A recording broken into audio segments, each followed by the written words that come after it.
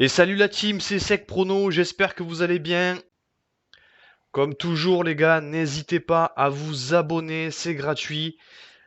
Même si en ce moment on n'est pas en réussite, la roue tourne.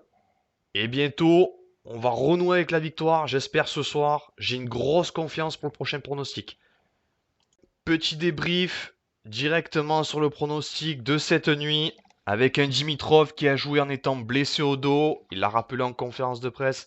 À la fin de son match, il avait mal avant et pendant. Donc il n'a pu tenir qu'un set avant de totalement lâcher la partie contre le Russe Karatsev. Il n'a pas voulu abandonner et a donc laissé le Russe gagner. D'un point de vue joueur de tennis, c'est honorable hein, de ne pas abandonner, de continuer jusqu'au bout. Mais d'un point de vue parieur, les gars, il nous a bien niqué. Je peux vous le dire. Et je pense que j'ai pas été le seul à être niqué dans l'histoire.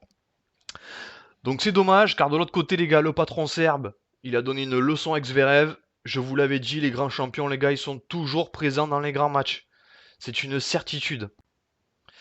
Donc les gars, j'ai vraiment une grosse confiance pour le prochain pronostic de cette nuit que j'ai concocté. J'ai mis Medvedev et Nadal. Medvedev qui rencontre Rublev. Un choc de très haut niveau entre les deux Russes, qui sont sur un nuage depuis la saison passée. Medvedev est sur une série de 18 victoires consécutives depuis l'ATP Bercy à Paris.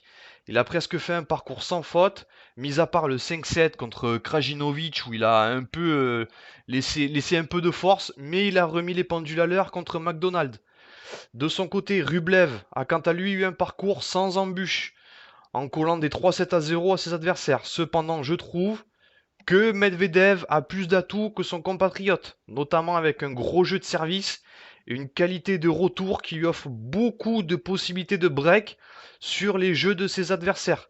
Donc avantage Medvedev sur ce match. Dans l'autre match, les gars, le roi Nadal va affronter le grec Tsitsipas.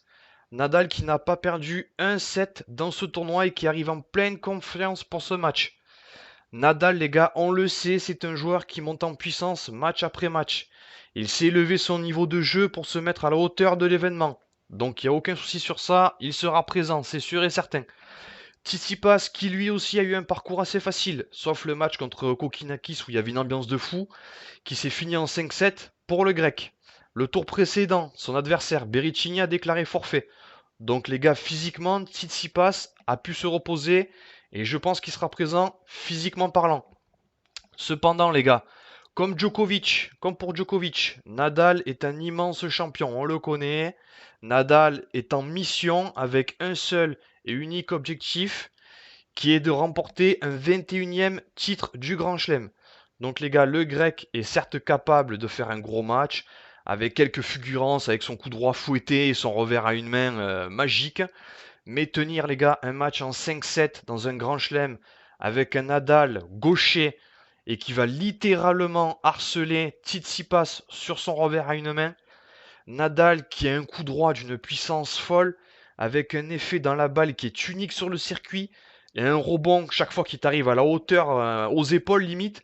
Donc les gars, pour le reprendre à une main, ça va être très difficile à le maîtriser. Même si Tsitsipas, les gars, c'est un monstre. Hein. Je ne dénigre pas.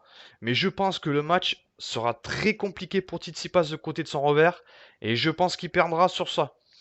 Donc les gars, Nadal gagnant. Pour moi, c'est sûr. Hein. Voilà, c'est tout pour moi la team, en espérant que ce pronostic va passer. Je croise les doigts pour qu'il n'y ait pas de blessure ou d'abandon de dernière minute. Parce qu'on est coutumé du fait depuis 2-3 pronostics là, et c'est en train de me gaver sans vous mentir. Donc les gars, je vous souhaite une bonne soirée. Et pour ceux qui vont le regarder, un bon Barça PSG. Car les gars, il n'y a pas que le tennis dans la vie. Et je vous dis à demain pour une nouvelle vidéo. Ciao, la bise les gars.